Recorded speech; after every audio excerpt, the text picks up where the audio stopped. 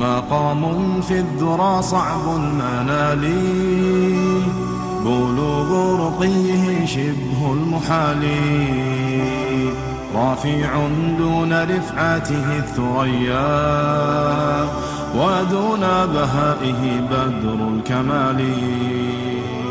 مقام في الذرى صعب المنال، بلوغ رقيه شبه المحال، رافع دون رفعته الثريا، ودون بهائه بدر الكمال. له آل النبي الغر نالوا، فآل المصطفى أكرم بآله، ميامين عمالقة عظام، بدين محمد بالغ المعالي.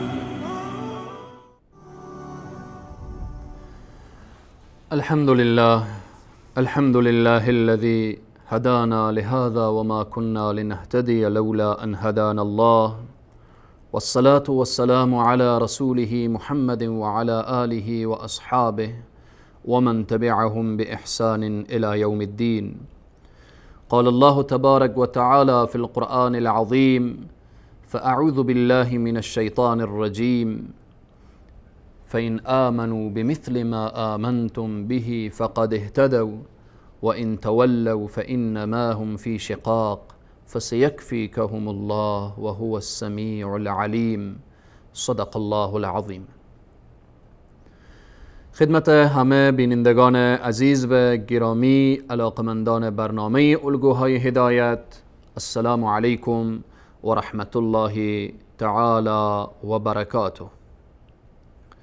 در برنامه گذشته پیرامون نقش سیدنا عثمان در خلافت سیدنا ابوبکر صدیق و سیدنا عمر فاروق اشاره مختصر نمودیم و همچنین اشاره نمودیم که سیدنا عمر بعد از اینکه آن زخم شدیدی که برداشتن توسط دشمن خدا و رسول او مجوسی لعین،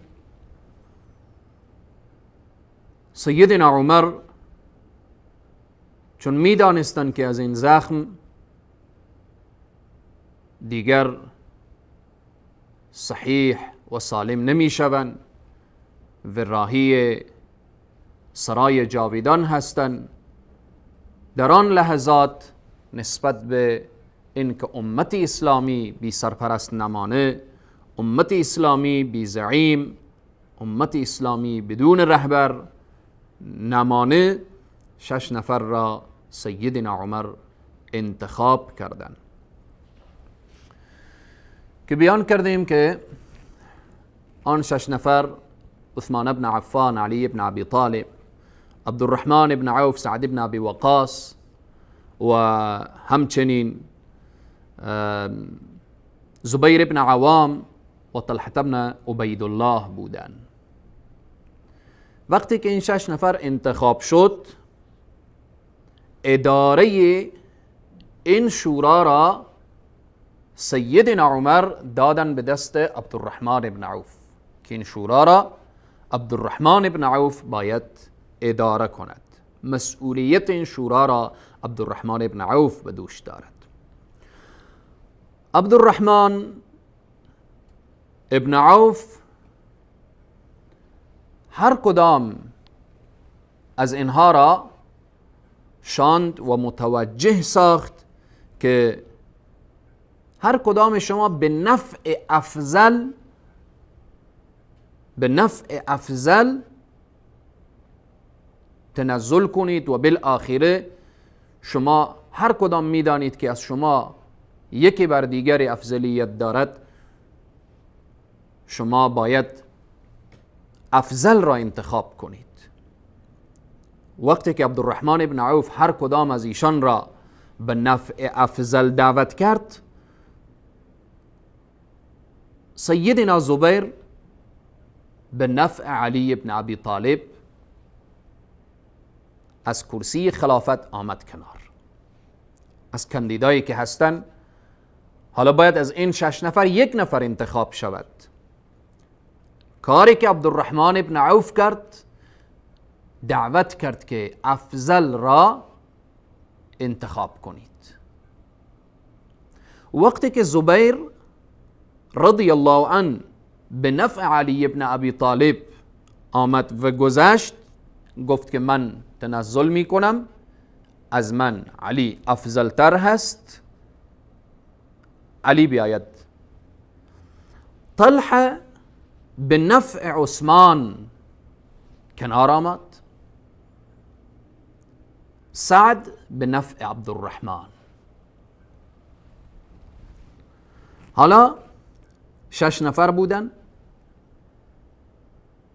3 نفر از این کاندیدها به نفع 3 نفر دیگر گذشتن. حالا ماند 3 نفر: عثمان ابن عفان، علی ابن ابی طالب و عبدالرحمن ابن عوف. عبدالرحمن ابن عوف آمد نزد علی ابن ابی طالب، گفت که اگر من با تو بیعت نکنم تو چه کار میکنید؟ تو با چی کسی بیعت میکنید؟ سیدنا علی گفت که من با عثمان ابن عفان. و همچنین آمد نزد سیدنا عثمان، گفت ای عثمان اگر من با تو بیعت نکنم تو چه کار میکنید؟ گفت که من بیعت میکنم با علی ابن ابی طالب. در اینجا عبدالرحمن ابن عوف وقتی مشاهده کرد که در حقیقت نیتهای همه للهی است و خدایی است و همه پیرامون وحدت امت اسلامی فکر میکنن و هیچ کدامشان تشنه قدرت و قوت سیاسی نیستن، اینجا عبدالرحمن ابن عوف گفت که پس شما مرا مخیر بگذارید در امر تعیین خلیفه، من در این امر بزرگ هرگیز کوتاهی نخواهم کرد. سیدنا عثمان و سیدنا علی هر دو انتخاب کردن عبدالرحمن ابن عوف را که تو مخیر هستی که خلیفه را تعیین کنید. عبدالرحمن ابن عوف می آید در مدینه با بزرگان مشورت می کند، با اغنیا مشورت می کند، با فقرا مشورت می کند، با زنان حتی با بردگان مشورت می کند. الله اکبر. ببینید عبدالرحمن ابن عوف را در این روزهایی که بعد از سیدنا عمر خلیفه میخواهد تعیین شود، عبدالرحمن ابن عوف رضی الله عنه چندین روز حتی لحظه استراحت نمی کند، در تلاش هست که اگر خلیفه مسلمین دیرتر انتخاب بشه مبادا شیرازه امت به هم بریزه. سیدنا عبدالرحمن ابن عوف با همه اینها ملاقات می کند و بعداً می آید نزد سیدنا عثمان و می آید نزد سیدنا علی رضی الله عنهما. بار دیگر این مسئله را بیان میکنه که اگر من با تو بیعت نکنم تو با چی کسی بیعت میکنید؟ عثمان میگوید با علی، و با علی میگوید اگر من با تو بیعت نکنم تو با چی کسی بیعت میکنید؟ میگوید با عثمان. پس میگوید وقتی مرا در این امر مخیر کردید در مسجد حاضر شوید، من خلیفه را انتخاب میکنم.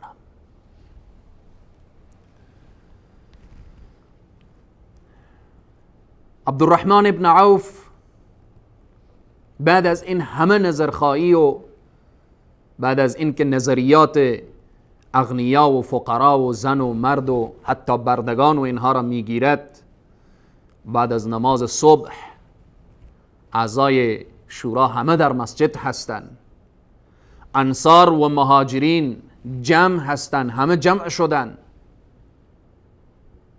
چون این قضیه بعد از حج بود. حتی فرماندهان و والیان اکثرا در مدینه بودن.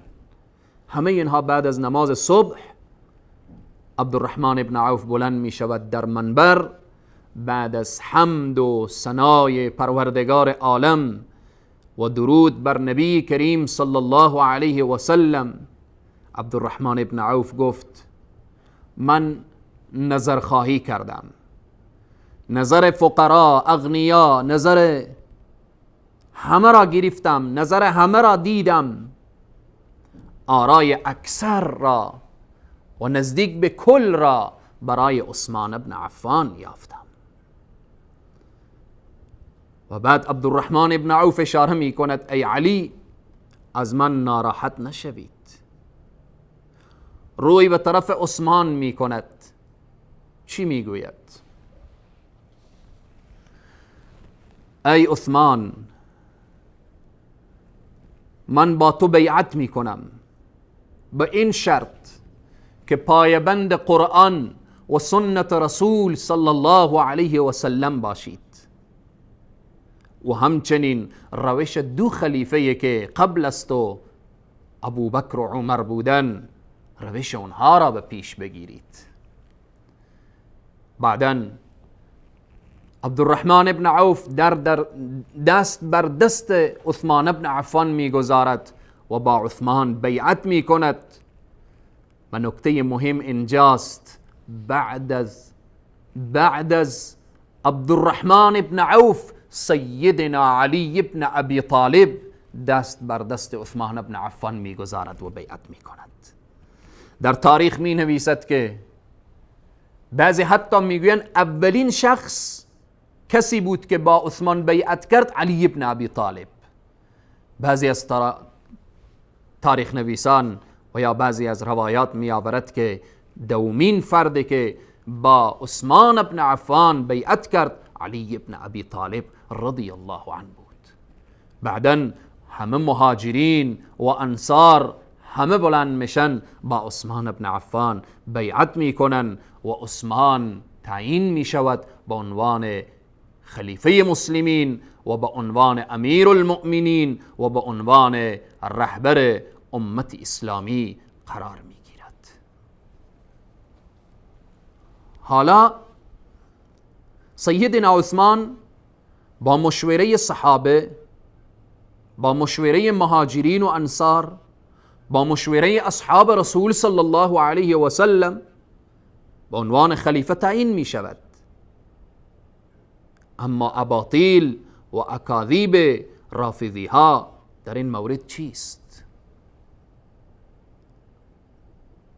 در ماجرای شورا رافضی ها چی میگویند نسبت به سیدنا عثمان، نسبت به این شورایی که به این کاندیدای 6 نفری که از طرف سیدنا عمر تعیین شده بودن و سیدنا عثمان به مشوره مهاجرین و انصار، با تایید مهاجرین و انصار به عنوان خلیفه قرار میگیرد.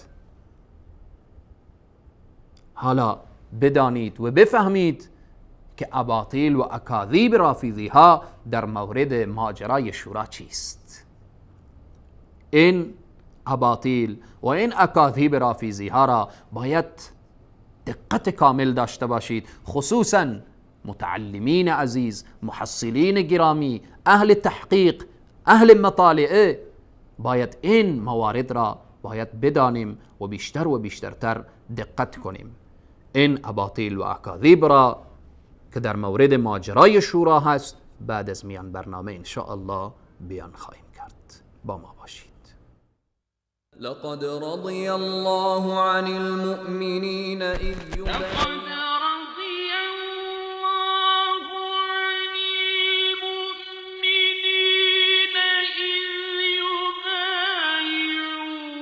لقد رضي الله عن المؤمنين إذ يبايعونك تحت الشجرة فعلم ما في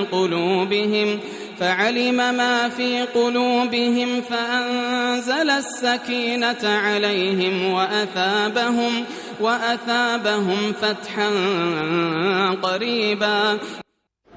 به یقین الله از مؤمنان که در زیر درخت با تو بیعت کردند راضی شده است. او از آنچه در دلهایشان می‌گذشت آگاه بود. پس آرامش را بر آنان نازل کرد و پیروزی نزدیکی به آنان پاداش داد. خدمت همه عزیزان و بزرگواران مجددا السلام علیکم و رحمت الله تعالی و برکاته. گفتیم که انتخاب سیدنا عثمان توسط مهاجرین و انصار، توسط اصحاب رسول صلی الله علیه و سلم انتخاب شد. حالا پیرامون این که رافضی ها در مورد تاریخ اسلام دست به جعل اخبار و روایات دروغین زدن که ماجرای شورا و انتخاب عثمان نیز از این امر مستثنا نیست، حتی خاورشناسان نیز این اخبار را در آثار خود این روایات را منعکس کرده و آنها را گسترش دادند. بعد از آنان متاسفانه نویسندگان و محققان معاصر نیز بدون تحقیق و پالایش روایات و اخبار در کتابهای خود آنان را مورد استناد قرار دادند. من چند نمونه از این اباطیل و اکاذیب رافضی ها بیان می کنم. این حرف من فقط به خاطر محصلین، به خاطر اهل تحقیق و به خاطر آن جوانانی که دوست دارن مطالعه را دوست دارن و کتب را مطالعه می کنن، شاید در ذهن و فکر اونها بعضی وقت از این اشخاصی که من الان بیان می کنم اونها روایات را ببینن نسبت به این اتهاماتی که به اصحاب رسول صلی الله علیه و سلم زده میشه اینها باید بدانن. من فقط چند نکته بیان می کنم به این که اولا بعضی از تاریخ نویسان، حالا مثلا تاریخ نویس قرن دوم که به نام ابو مخنف هست، ابو مخنف که نامش لوط ابن یحیی است، تاریخ نویس قرن دوم. حالا وقتی در کتب نقل قول را از ابو مخنف دیدید و یا از ابن عقده دیدید و یا از ابن بابوی دیدید، اینها کسانی هستند که اینها جز اهل سنت نیستند. درسته اینها روایت کردن، روایت از اینهاست و حتی وقت شما میبینید که در تاریخ طبری هم در این ماجرای عثمان بن عفان طبری هم بر روایتی از ابو مخنف استناد کرده. اولا چند نکته را باید بدانید. تاریخ طبری وقتی هر آنچه را بیان میکنه در بعضی جاها قوت و ضعف را که بیان نمی کند به خاطر این که ای قاری، ای کسی که تو خواننده هستید، حالا وقتی تو تفسیر طبری را میخوانید، تاریخ طبری را میخوانید، او قوت و ضعفش به دوش خودتو هست. خودتو پیدا بکن کدام حرف قوی هست، کدام حرف ضعیف هست، به این واسطه. نکته دیگر گفتیم که وقت روایاتی میآیه از ابو مخنف خودش شیعه بوده، رافضی بوده، از عقده رافضی هست، ابن بابوی رافضی هست. حتی وقتی گفته شده که ابن سعد از طریق واقدی 9 روایت را راجع به ماجرای شورا بیان کرده، این حرفای من فقط برای اهل تحقیق هست، برای جوانانی که اهل مطالعه هستند و مطالعه میکنن، برای اونهاست. وقتی بحث از واقدی می شود، خیلی از علما واقدی را ضعیف گفتن، واقدی را ضعیف گفتن. آنهایی که از واقدی، حالا شاید باز شخصی بیایه بگه که خیلی از علما واقدی را تعریف کردن، تمجید کردن. آنهایی که واقدی را تعریف نمودن بیشتر حفظش را تعریف کردن، حفظش را تمجید کردن. باید این نکته را متوجه باشید. آیا خود واقدی تعریف شده و تمجید شده یا حفظش؟ چون روایات زیادی، حافظه بالاخره و حفظ و ذاکره قوی داشته، از اون حافظه اش و از اون ذاکره اش تایید و تمجید شده. من میخوام این نکته را اشاره کنم که متهم نمودن صحابه به تبعیض در امر تعیین خلیفه، میآین تبعیض قائل میشن. چی میگن؟ علی به همین خاطر احساس میکرد که حقش ضایع خواهد شد. چرا حقش ضایع بشه؟ زیرا عبدالرحمن به خاطر رابطه دامادی که با عثمان داشت و از طریق ازدواج عبدالرحمن با ام کلثوم دختر عقبه بن ابی معیط و خواهر ولید حاصل آمده بود، او را انتخاب میکند. میخوان این شبهه را بیاندازند. این را کی روایت کرده؟ بعد بیان میکنن که این روایت را ابو مخنف آورده و در فلان تاریخ و در فلان تاریخ بیان شده. ابن تیمیه رحمه الله با رد هر نوع نسبت نزدیک میان عبدالرحمن و عثمان بیان میکنه که عبدالرحمن نه برادر عثمان بود، نه پسر عموی عثمان بود و نه از قبیله عثمان بود. عبدالرحمن از بنی زهره بود و عثمان از بنی امیه بود. خیلی از هم جدا بودن، خیلی از هم تفاوت داشتن. چیزی که عبدالرحمن و عثمان را نزدیک کرده بود قرآن و سنت رسول و ایمان و اسلام بود که انما المؤمنون اخوه، که به درستی همگی مؤمنین برادر یکدیگر هستند. اما نکته مهم اینجاست، رابطه بنی زهره با بنی هاشم. عبدالرحمن با علی ابن ابی طالب نزدیکتر بود. رابطه بنی زهره با بنی هاشم به مراتب نزدیکتر از رابطه آن با بنی امیه بود. از طرف دیگر بنی زهره داعیها، ماماهای پیامبر خدا صلی الله علیه و سلم بودند و عبدالرحمن و سعد ابن ابی وقاص نیز من جمله آنها به شمار می آمدند. نکته دیگر که در اینجا من سریعتر میگذرم به این که حزب بنی امیه و حزب بنی هاشم بازم در روایت میگه آمده، در روایت پیشتر گفتم که ابو مخنف، فراموش نکنید ابو مخنف از اهل سنت نیست.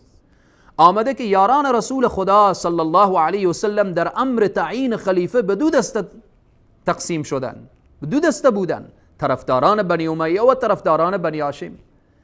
باز هم این را باید گفت که شیخ الاسلام ابن تیمیه رحمه الله اشاره می کند که این یک تصویر مردود و مطرود هست.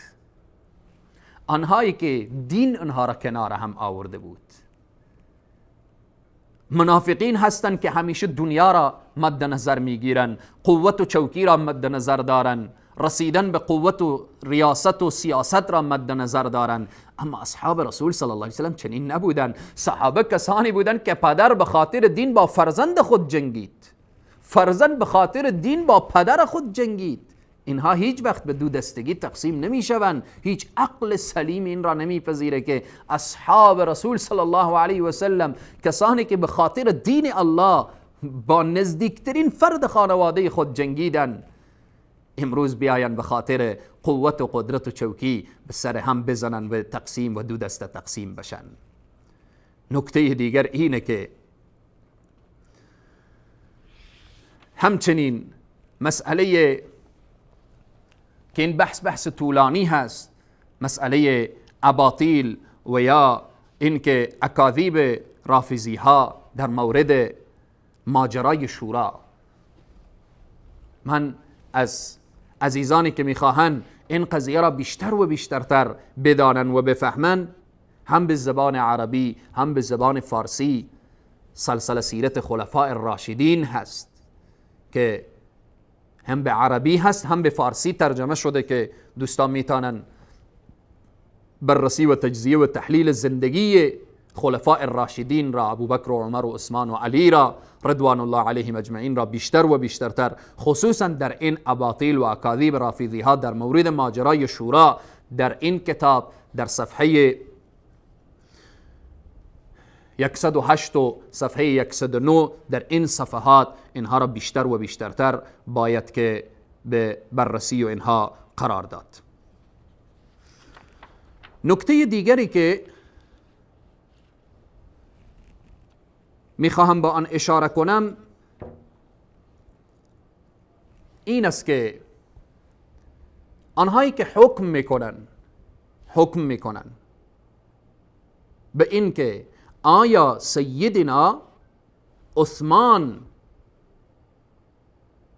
افضلتر هست یا سیدنا علی ابن ابی طالب نسبت به خلافت، شیخ الاسلام ابن تیمیه رحمه الله میفرمایند نظر علما در این به دو دسته هستند، به دو قسم هست. نظر اول اینه که هر انسانی که علی ابن ابی طالب را به خلافت نسبت به علی ابن ابی طالب را نسبت به ابوبکر و عمر افضلتر بداند، این هم جز مبتدعین هست و هم گمراه هست. اما اگر نسبت به سیدنا عثمان مقدم دانست و اون را افضلتر دانست، علما میفرمایند، بعضی فرمودن که این شخص بدعتی هست و کار ناشایست را انجام داده، گناهی را مرتکب شده ولی گمراه نیست. چرا گناهکار هست؟ به خاطر اینکه خود را در مقابل حرف اجماع امت، در مقابل حرف انصار و مهاجرین قرار میدهد. چون سیدنا عثمان در زمان که به عنوان خلیفه تعیین می شود، کسانی هستند که او را به عنوان خلیفه تعیین می کنند که انصار و مهاجرین می باشند. به هر حال پس کسانی که فرق بین عثمان و علی قائل می شوند نسبت به افضلیت علی بر عثمان، یک قول این است که اشکالی نداره بین علما. یک قول راجی اینه که این انسان کار خوبی را انجام نداده و خود را در مقابل اجماع صحابه، اجماع علما و جمهور علما و جمهور بزرگان قرار میدهد. به هر حال سیدنا عثمان و سیدنا علی ابن ابی طالب در وقت زندگی می کردن که تا اندازه می شود گفت که مشاکل هر دو را در بر می گرفت. به هر حال الله سبحانه و تعالی به ما توفیق بده تا اینکه راه این بزرگان دین را درست و صحیح تعقیب نماییم. وقت ما تمام شد. ان شاء الله به برنامه بعد پیرامون این که حکم افضلیت سیدنا عثمان بر علی ابن ابی طالب یا علی ابن ابی طالب بر عثمان، و یا این که عثمان سزاوارتر بود که خلیفه مسلمین قرار بگیره، و برنامه بعدی ان شاء الله بیان می شود. برای اهل سنت و جماعت، نظر اهل سنت و جماعت اینه که هر انسانی که بیاید از درجات و فضائل خلفاء الراشدین ابوبکر و عمر و عثمان و علی بیاید چیزی را کم بکنه، در حقیقت که این انسان گناهکار هست و این انسان اگر از روی تمرد و عناد و سرکشی این کار را انجام بده، بیای انگشت انتقاد بر خلفاء الراشدین بگذاره، این انسان بدعتی، از جمله بدعتکاران و از جمله گمراهان هست، چون خلافت سیدنا ابوبکر و عمر و عثمان بر اجماع صحابه، خلافت سیدنا علی ابن ابی طالب که انشاءالله باز بعدها در مورد خلافت و پیرامون و جایگاه علی ابن ابی طالب صحبت می شود. الله سبحانه و تعالی ما را پیرو واقعی خلفاء الراشدین و اصحاب رسول صلی الله علیه و سلم داشته باشد. تا برنامه بعد همه شما را به خداوند کریم و رحیم می سپارم. والسلام علیکم و رحمت الله تعالی و برکاته.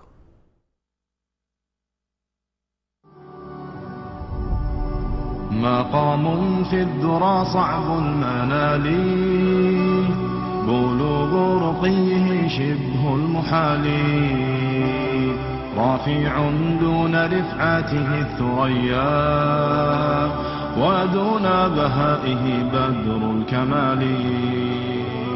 مقام في الذرى صعب المنال، بلوغ رقيه شبه المحال، رفيع دون رفعته الثريا، ودون بهائه بدر الكمال. له آل النبي الغر نالوا، فآل المصطفى أكرم بآله.